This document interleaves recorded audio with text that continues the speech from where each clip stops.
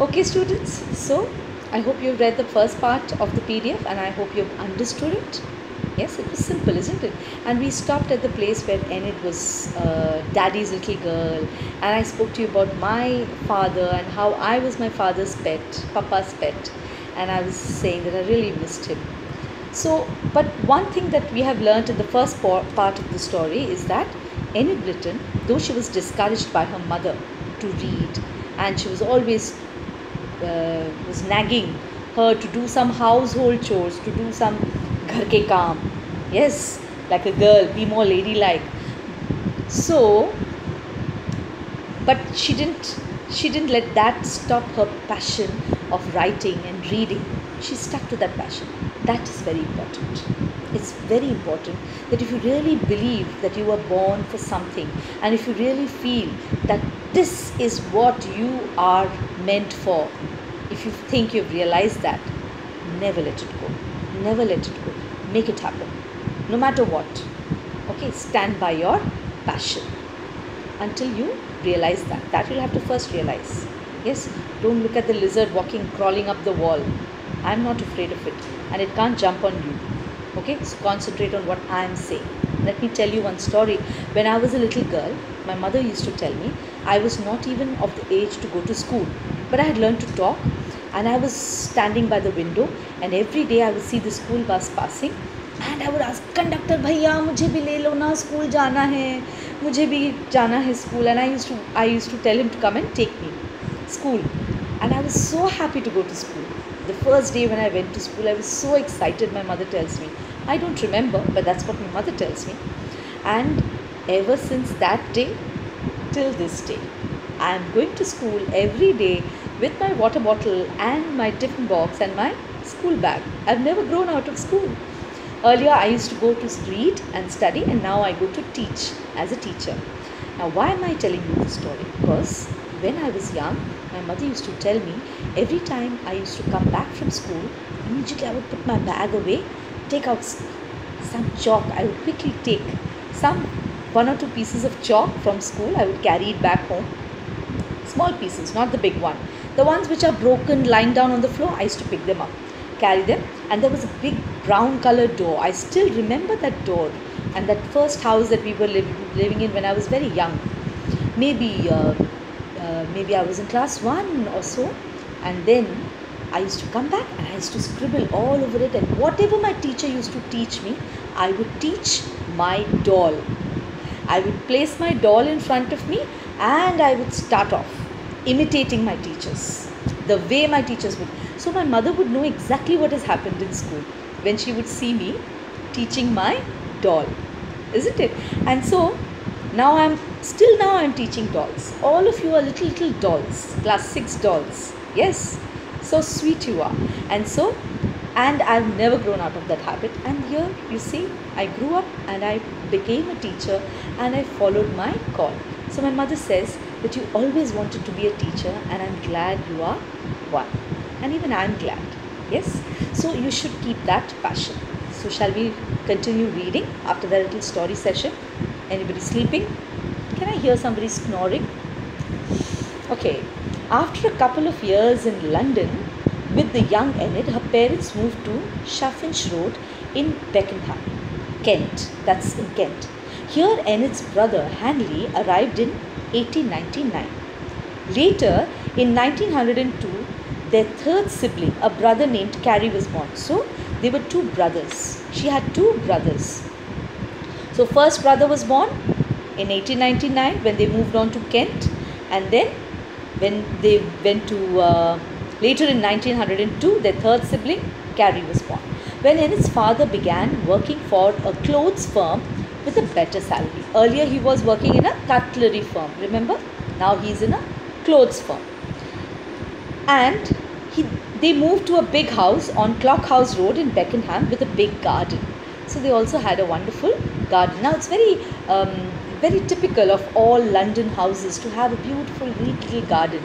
People who were rich could afford big gardens, but even the ones who were not so rich, they managed to have a tiny little garden.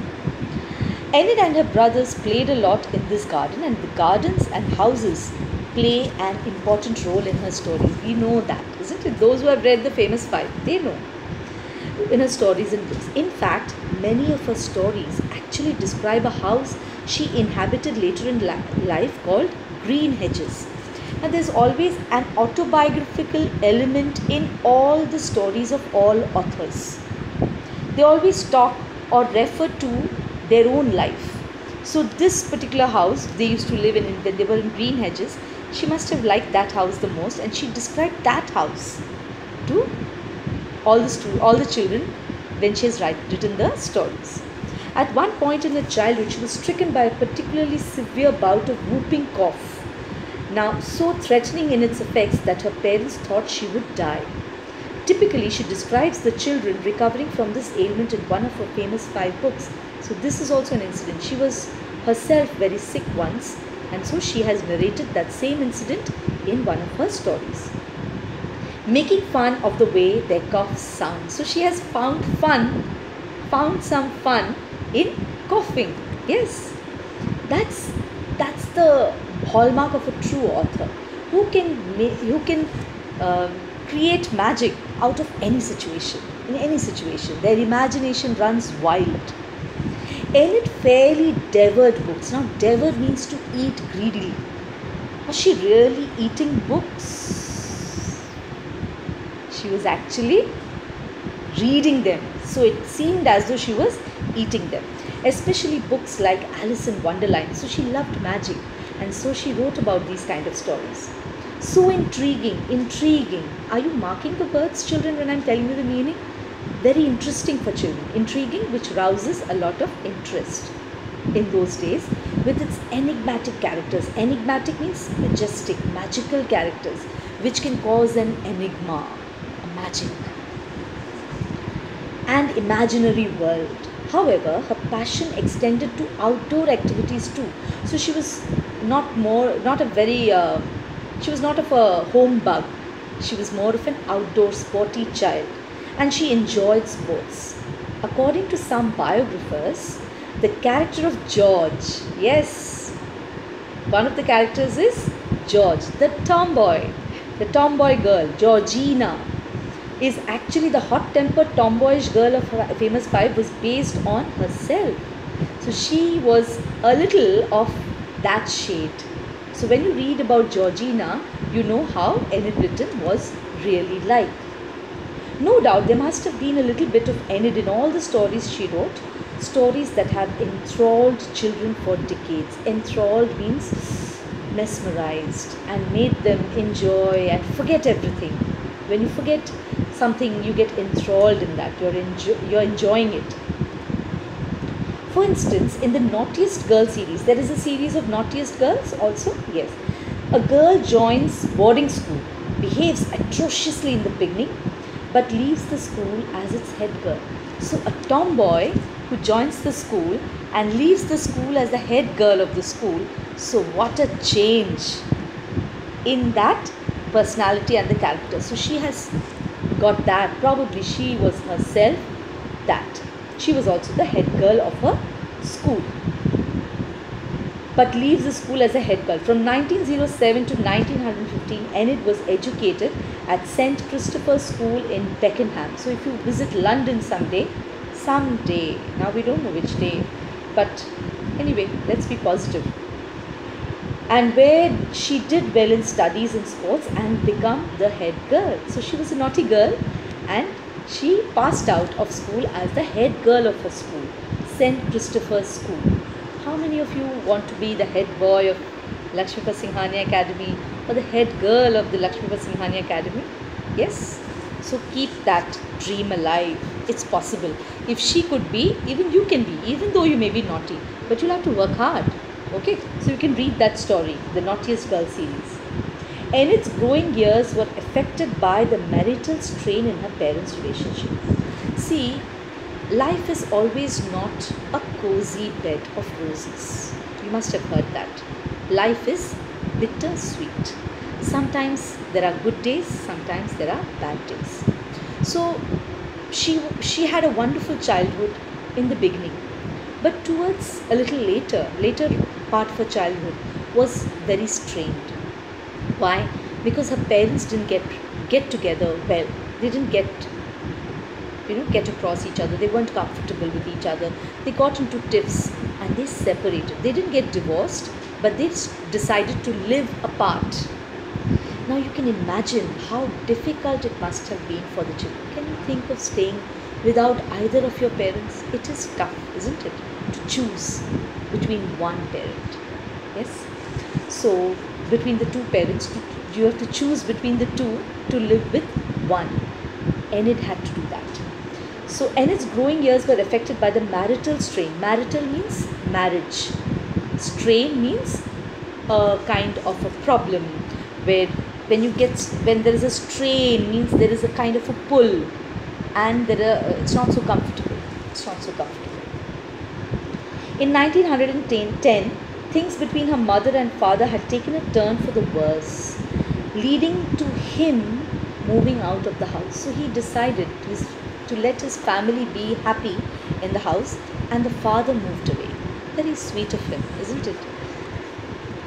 This departure must have been undoubtedly traumatic for Enid. You can imagine. She had to live with her mother and she had to live without her father. That is so sad.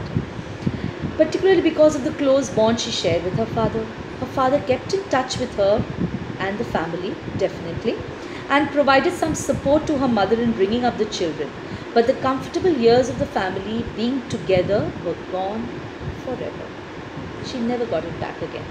That family, she never got it back again. So probably that's why she talks about happy families, happy times, happy childhood, because she believes that happy childhood is very important for a child. And you are all blessed, my dear children, to have such a happy, normal childhood. Yes, God bless you. Stay blessed. They now moved to a less comfortable house in a slightly down market area of Beckenham. See, when the earning member of the family, remember in the story of the quiche also you saw, when the father died, their financial status, their prosperity fell down. So same here, father left, though he left them in the house, but still the money wasn't enough.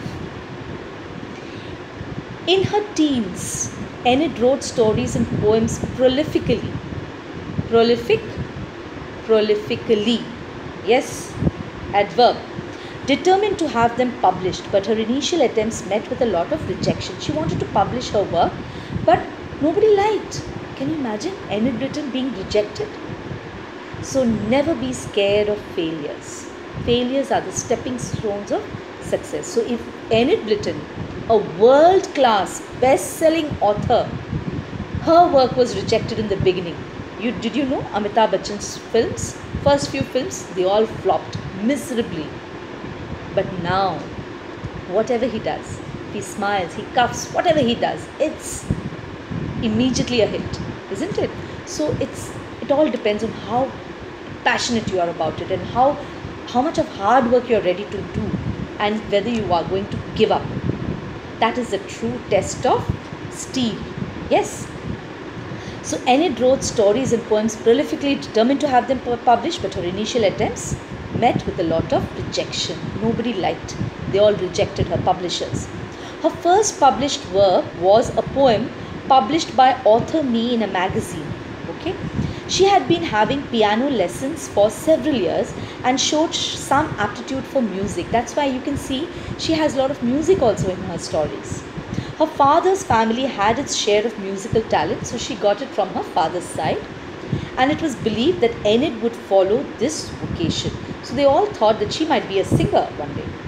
However, she astonished her family when she refused to take the music any further and she decided to pursue her writing. And as a further departure from music, she began training to become a teacher. She became a teacher rather than a singer. Undoubtedly, it was Enid Blyton's intimate knowledge of what makes children happy. Now, this is the last paragraph of that lesson. I want you to mark this line specially. It was Enid Blyton's intimate knowledge of what makes children happy. Next, what fascinates or repels them and what makes them stand by each other These are the 3 points. Have you marked them? Number 1, her intimate knowledge of what makes children happy. Number 2, what fascinates or repels them. Fascinates means you get attracted to somebody. Repel means when you don't like something. I don't like coffee. Yes, but I like coffee. So something that you like and something that you don't like. So she had a knowledge of what makes children happy. She knew exactly what brought a smile on children's faces. Number 1. Number 2, she knew what fascinated children, what children liked and what children did not like. So that is the second point. And the third point, what made them stand by each other and gave her such an edge as an enduring. So, and the third point is what made them stand for each other. That means what united children. She knew these were the secret ingredients for her success as an author for children, as story writer for children. That gave her such an edge. Edge means you have an edge over others, means you have something different which others don't have. Was acquired, enduringly popular children's author. This knowledge was acquired not only during the long private hours Enid Blyton spent as a child reading and creating her own private universe, it was also built up over the years as Enid interacted with children as a teacher, as a mother and as an author. That's the last line of the lesson. So what are the 3 roles that she played? She played the role of a teacher, a mother and as an author. So she connected with children very easily. She was very fond of children and she was very easily able to connect to them because she was a wonderful teacher, a wonderful mother and a wonderful author, and she knew exactly the weak points of children. She knew what made them happy, what made them sad and what fascinated them and what they did not like. So she knew how to play with their feelings and their likes and dislikes, and that was the secret behind her success. So what is that one thing that you learn? That for a person to become successful, you need a lot of research, you need a lot of hard work, you need a lot of passion, and all this together when it comes in one place, it's history. You create magic. Even if one thing is missing, it doesn't work. And that's why you get it from experience. That was why the first story that she wrote, nobody liked. But slowly, when she became a teacher, she started interacting with children. And she remembered her childhood memories. Even those she remembered. And together, all this, that was what made her so successful. Fine. So we finished it in 2 videos. So I think you will be able to understand now that why Enid Blyton was such a wonderful writer. And you know what? One thing that I would like to say is that when a person's life is only full of happiness, it's not complete. And that person cannot be as successful as a person who has seen both ups and downs in life. It's important, children. So if you have certain things which are not so comfortable or which are not so normal, which other children may be privileged, and you don't have certain things, mind you, it might be a blessing in disguise. You are going to benefit from it in a way that other people will not have that benefit. My professor used to tell me when we used to touch her feet in college days, and she would say, how do we bless people? Khush raho, be happy, God bless you, may you have a long life. She would bless us in a very weird way. She would say, may you have lots of problems and may you learn to deal with them. A teacher wishing us to have a lot of problems. She says, yes, trials are the best teachers in life. If you have a very happy and comfortable, safe life, you will never be the person that you are meant to be unless you face problems in life. So therefore, students, if you have something very sad, there is a sad episode in your life, cherish that. Learn from it. Try to see, try to ask, what is that experience teaching you?